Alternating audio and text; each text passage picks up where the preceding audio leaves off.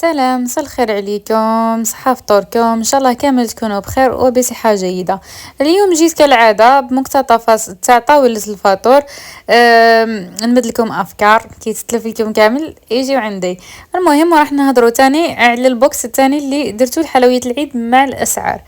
اول حاجة كالعادة قشرت كامل الخضرة تاعي وحطيتها على جهة وجيت ندير الفريك وتاني اش كنت غندير هنا الحمص. هاي هذا نسكت خاطر الفيديو هذا تاع البارح، هذا وين كفاني الحال ودرت له المونتاج.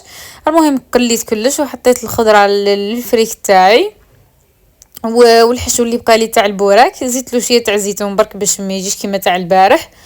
وحزيت عاودت درتو فوق الديول هكذا، حطيت شويه تاع فرماج ولفيتو خليته على جهه نحيته من يدي مادام سما الحشو تاعو واجد.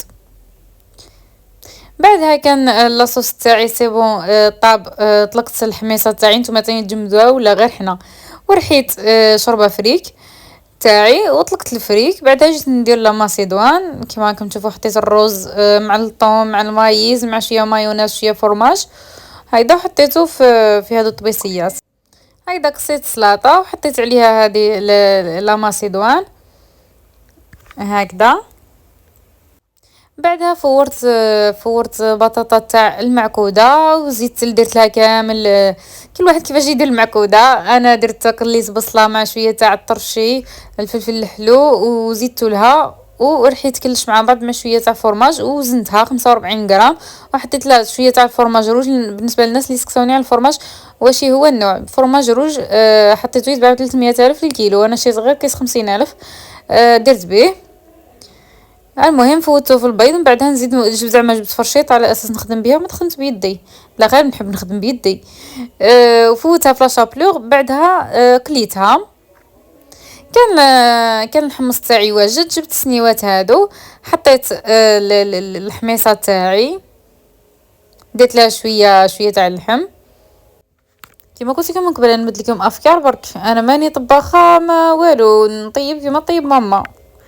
المهم حطيت هذاك يفخذ في الوسط وحطيت بعدها هادوك المعكودات تاعي.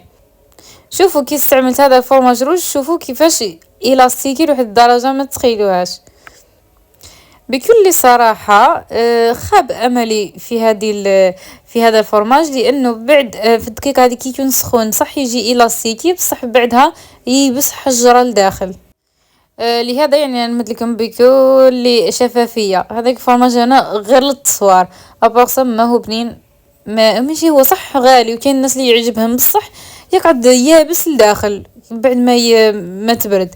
المهم نرجعوا للبوكس الثاني. البوكس الثاني راح نديروا فيه 8 حبات تاع الكعكات اللي ب 9500 الحبه بكاوكاو وب 14000 باللوز، وتاني 8 حبات تاع هذا الصابلي شوكولا اللي يتباع ب 9500 وتاني 8 حبات من هذا اللي يدير ب 14000 وهذا ب 11000 ب 14 ولا ب 12.